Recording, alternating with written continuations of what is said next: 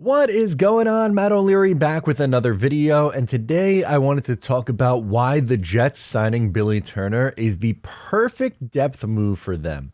I am amped up to get into it because the New York Jets understand what it's like to lose, well, pretty much every single offensive lineman that plays for you. That's what happened last year. And this year, Joe Douglas said, I am not going to let that happen to me.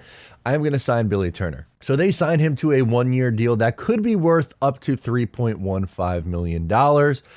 Who is Billy Turner? In case you don't know, he started 7 games for the Denver Broncos last year, and he was the starting right guard and right tackle for the Green Bay Packers from 2019 through the 2021 season. So obviously we know that both Nathaniel Hackett and Aaron Rodgers were with the Green Bay Packers during that time period. And he, being Turner, even followed Nathaniel Hackett to Denver. So Hackett obviously really likes him a lot. Rodgers has spoken very highly of him last year, right? No, 2021, excuse me.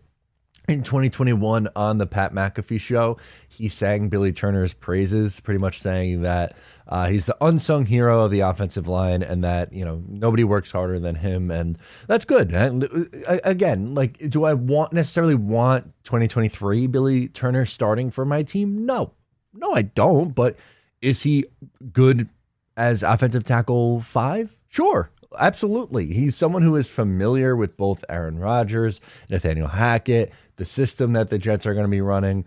Familiarity is important and depth is important. So I like it. And also something that we know Joe Douglas really likes is offensive line versatility. And that's exactly what Turner brings. He's played 4 different positions on the offensive line in his career. He has 465 snaps at left tackle, 494 at left guard, 2,251 at right guard, and 2,156 at right tackle. So he's played most of his career on the right side of the offensive line, which again is fine. He does have experience on the left, but most of the experience comes on the right side. And he has the guard tackle flexibility, which is always a good thing. And again, this is offensive, probably I would say offensive tackle 5. If you look at the Jets depth chart at the position right now, you have Dwayne Brown, Kai Becton, Max Mitchell, Billy Turner, Carter Warren, and Cedric Oboye. That is 6 offensive tackles because the Jets don't want to be in a spot where they are signing guys off the scrap heap like Remmers midway through the season and then having to play them. These are, pretty quality depth guys, and you hope that Dwayne and Mackay and Max Mitchell are all guys who are healthy and remain healthy. Unfortunately, each one of those guys suffered an injury at one point in the year. Dwayne Brown was banged up, played through an injury last year. Mekhi Becton missed the entirety of the season. Max Mitchell's season came to a close when he had a blood clot issue.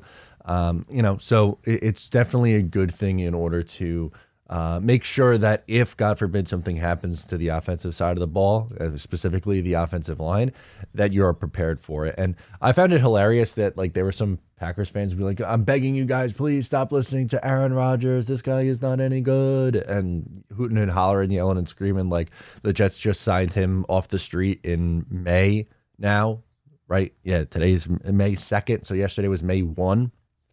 He is going to now be the starting right guard or right tackle for this team. No, that's not going to be the case. He is probably, as I said, offensive tackle 4, 5. I don't think it's going to be an absolute disaster, but it is someone who has starting experience, who is okay. He's not great. Again, I wouldn't be thrilled if he was starting a right guard or right tackle on this team, going into a season. But in a pinch, for a week or two to hold down the fort, am I okay with having to go to Billy Turner if need be in a pinch? Yes, absolutely. So I'm okay with Joe Douglas adding this depth. Let me know what you think down below in the comments. I'm Matt O'Leary. I'll catch you next time.